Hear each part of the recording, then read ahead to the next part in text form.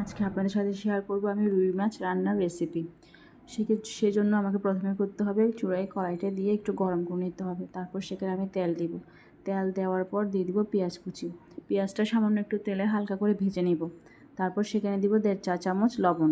লবণ দেওয়ার পর দেখব পেঁয়াজ কুচিগুলো একটু নরম হয়ে আসছে। লবণ দিলে সাধারণত খুব তাড়াতাড়ি পেঁয়াজগুলো নরম হয়ে আসবে, এতে রান্নার স্বাদও দ্বিগুণ হবে। এরপর আস্তে আস্তে আমি মশলা দিয়ে দিব প্রথমে হলুদের গুঁড়ো, তারপর দিয়ে দিব মশলা গুঁড়ো, তারপর দিয়ে দিব মরিচের গুঁড়ো। তিনটা দিয়ে আমি সুন্দরভাবে নেড়ে চেড়ে মশলাগুলোকে ভালোভাবে কষিয়ে নেব।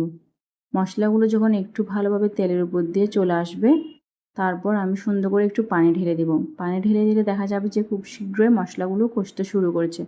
মশলাগুলো যখন ভালোভাবে কষে যাবে, তেলটা যখন একদম উপরের দিকে চলে আসবে, তখন আমি সেই মুহূর্তে মাছগুলো আস্তে আস্তে একটা একটা করে দিতে থাকবো। ভালোভাবে আমি মাছগুলোকে ধুয়ে পরিষ্কার করে নিয়েছি। এখন আমি একটা একটা করে মাছ দিয়ে দিব। দিয়ে দেওয়ার পর দেখুন আমার রুই মাছের ঝোল তরকারিটি রান্না হয়ে গেছে।